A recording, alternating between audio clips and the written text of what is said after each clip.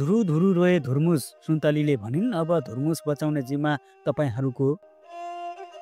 कलाकार दम्पति सीताराम कटेल धुर्मुस र कुञ्जना घिमिरे सुन्तली बीच केही समय यता देखा परेको तनाव र मानसिक अवस्थाबारे अभिनेत्री सुन्तलीले सामाजिक सञ्जाल मार्फत अत्यन्तै भावुक पोस्ट सार्वजनिक गरेकी छन्।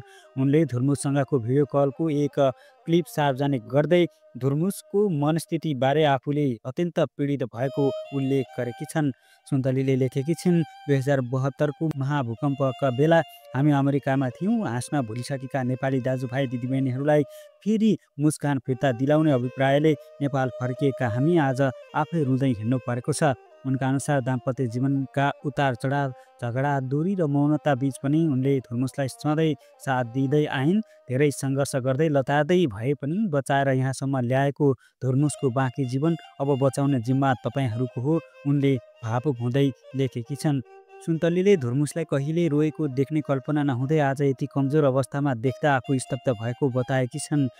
पोस्ट मार्फत उनले दर्शक तथा शुभेच्छुकहरूलाई धुर्मुसको मानसिक र सामाजिक पुनर्स्थापनामा साथ दिन आग्रह गरेकी छन्। धुर्मुस सुन्तली जोडी विगत दशक यता सामाजिक तथा सांस्कृतिक क्षेत्रमा सक्रिय रहँदै आएको छ।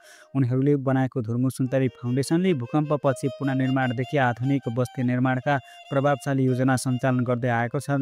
सुन्तलीको पोस्ट सार्वजनिक भएपछि सामाजिक सञ्जालमा दर्शक, कलाकार तथा शुभेच्छुकहरूले धुर्मुसप्रति सहानुभूति र हौसला व्यक्त गरिरहेका छन्। सुन्तलीले आफ्नो फेसबुक पोस्टमा यस्तो लेखेकी छिन्, 2072मा नेपालमा महाभूकम्प आयो। जति बेला हामी अमेरिकामा आफ्नो कलाकारिताको कर्म गर्दै थियौँ, त्यहाँबाट हामीलाई माया गर्ने दर्शकहरूको डर र त्रासले हाँस्न बिर्सेका मुहारहरूलाई देखेपछि हँसाउन भनी नेपाल फर्केका हामी अहिले आफै रुँदै हिँड्नु परेको छ।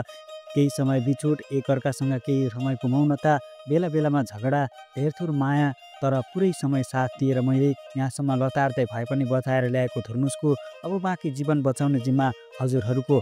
मलाई लेख्न आउँदैन, भोगेको कुरा जस्ताको त्यस्तै व्यक्त गर्न मात्रै आउँछ। मैले जीवनमै कहिले सोचेको थिइनँ कि मेरो धुर्म पनि यसरी रुन्छ भनेर।